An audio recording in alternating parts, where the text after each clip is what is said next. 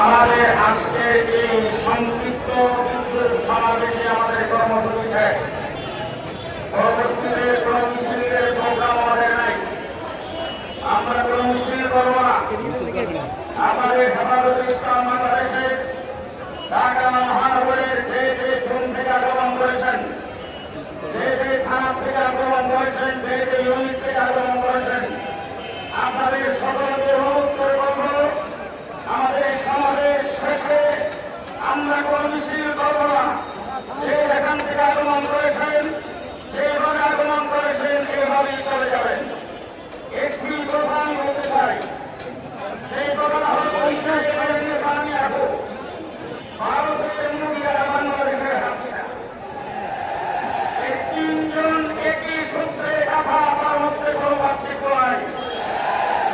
আজকে ইসরায়েলের নেতানিয়াহু নবীদের দেশ, রাসূলের দেশ, খ্রিস্টের মুসলমানের উপর থেকে নির্যাতন শুরু করেছেন।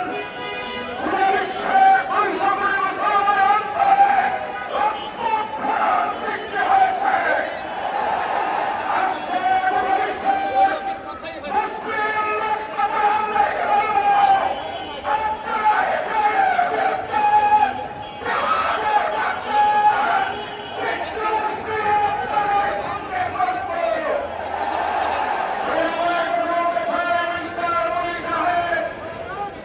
আপনাকে একটু অনুরোধ করে আগে বলছি, এখনো বলবো, একটু আফগানিস্তানের দিকে থাকা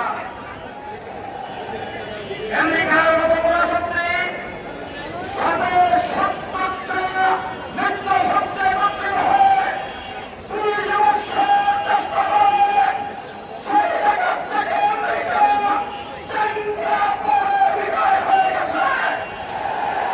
মিস্টার মোদি সাহেব, যে কোনো মুসলমানদের উপর নির্যাতন করছেন, আপনাকে বলবো, আপনার টুপি সম্ভব, আপনাকে পাশ করে আসতে হবে।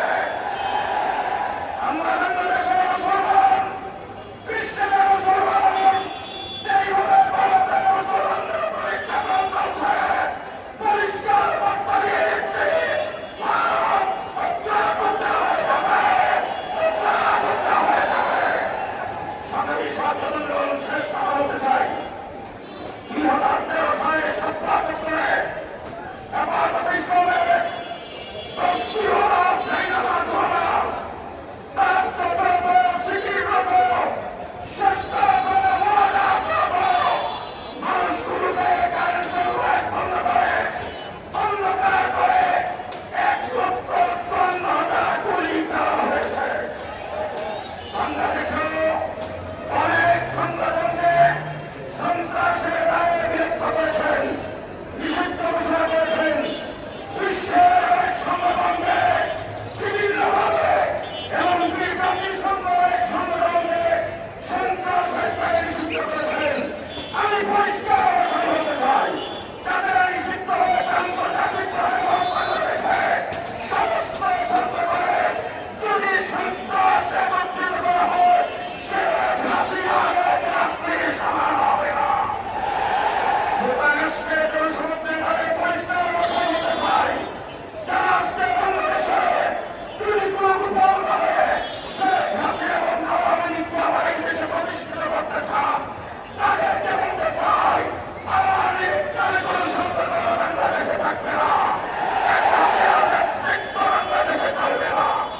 পরিষ্কার ভাষায় বলতে চাই, অন্তর্বর্তীকালীন সরকার অনতিবিলম্বে ছাত্রলীগকে যেভাবে নিষিদ্ধ ঘোষণা করা হয়েছে, এইভাবে আওয়ামী লীগকে নিষিদ্ধ ঘোষণা করতে হবে।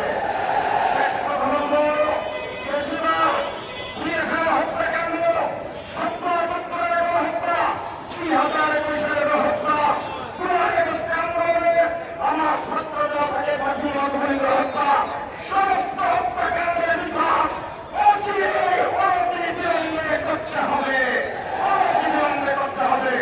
বাংলাদেশে আওয়ামী লীগ, শেখ হাসিনার পুনরুত্থান বাংলাদেশে হবে না। এই দেশে তাদের কারণ রাজনীতি করতে হবে না। সংগ্রামী ছাত্র বন্ধুগণ,